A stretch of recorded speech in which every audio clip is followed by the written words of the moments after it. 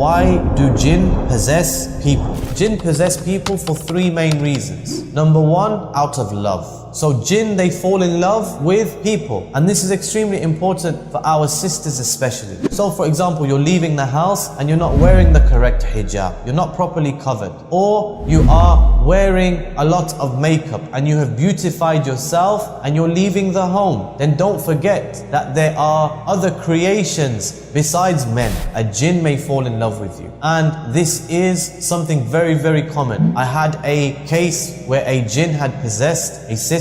She was walking through a park and the jinn followed her. She was waiting at the bus stop and the jinn fell in love with her and it actually possessed her. And when they fall in love, they're very, very difficult to remove because their love is like almost a blind type of love. It's like, I would rather die than leave this individual. So a jinn may possess an individual out of love. The second reason why a jinn may possess is out of revenge. So I'm sitting here, I throw something across the room and I can't see, but there's a jinn there and it harms the jinn, or it may kill one of the jinn's children, and as a result of that, the jinn possesses this individual. So for example, there was a 15-year-old boy and we found him in the street trying to strangle himself to death. So we carried him into the masjid, then we began to make ruqya. And the boy, he was completely unconscious. Then immediately his eyes shot open and he sat up and the jinn began to speak. And he began to say, I'm going to kill him, I'm going to kill him. Why? Why are you going to kill him? And the answer was, because he was running through the park and it was night time and he stepped on one of the children of the jinn,